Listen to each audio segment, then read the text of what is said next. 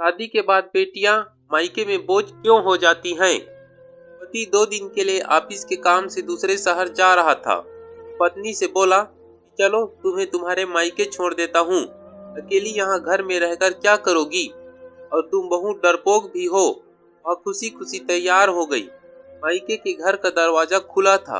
माँ और बाबा बाहर बालकनी में बैठे खाना खा रहे थे, अचार और चटनी के साथ।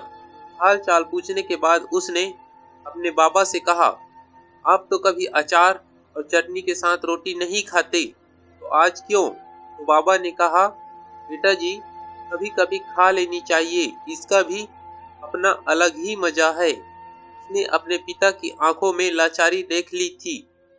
उतने में भाभी बाहर आई और चेहरे पर झूठी मुस्कान सजाई पूछने लगी, रहने आई हो? उसने खुश होते हुए कहा, भाभी, मेरे पति 2 दिन के लिए दूसरे शहर गए हैं, तो मुझे यहाँ छोड़ गए। भाभी कहने लगी, बैठो, तुम्हारे लिए चाय पानी लेकर आती हूँ। वह भी अपने माता पिता के खाए हुए बर्तन समेटने लगी और कहने लगी, मैं भी भाभी की मदद कर देती हूँ और साथ ही भैया से भी मिल लूंगी। यह कहते हुए वह अंदर चली गई। बर्तन किचन में रख कर वह भाई के कमरे की ओर चल पड़ी। उसने भाई और भाभी की बातें की आवाज सुनाई दी।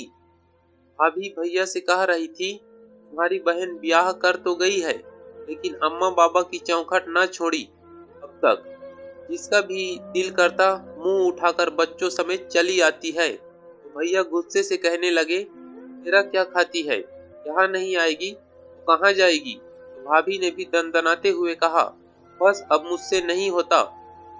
तुम्हारे खानदान वालों की सेवा, तुम्हारे माँ बाप को संभालती हूँ, उन्हें खाना देती हूँ, यही एहसान समझो। भैया और भाभी की बातें सुनकर वह सन्न रह गई। उसकी आवाज तो उसके मुंह में ही दब कर रह गई और वह उल्टे पांव वापस होने लगी। थोड़ी देर बाद फोन पर झूठ मूठ का बात करते हुए बाहर निकली। अच्छा माँ जी, आप लोग आए हैं? गांव से, पहले ही बता देते तो मैं मायके नहीं आती। अच्छा, आप परेशान न हो, ऐसा करें, आप तब तक पड़ोस के घर में बैठे, मैं अभी आती हूँ। माँ बाबा ने देखा तो आश्चर्यचकित होकर पूछने लगे, बेटा क्या हुआ, अभी आई थी और अभी जा रही हो? कहने लगी, नहीं माँ बाबा, मेरी सासू माँ और ससुर जी आए हैं, उन्हें ऐसे कैसे छोड़ दूं? अभी जाती हूँ, फिर कभी आ जाऊंगी। आप दोनों अपना ख्याल रखिएगा। अपने आंसुओं को दबाते हुए वह अपने माता पिता से मिली और बोझल कदमों के साथ खुद का हौसला देते हुए अपने घर को वापस चली गई। उसे रात के खाने में नमक ज्यादा लग रहा था, जबकि वह नमक उसके गले से उतर रहे आंसुओं का था। यह सच है कि मायके माँ बाप से होते हैं, लेकिन कभी कभी उनके होते हुए भी वह बेबस होते हैं। वीडियो कैसी लगी दोस्तों, कमेंट करके जरूर से बताएं।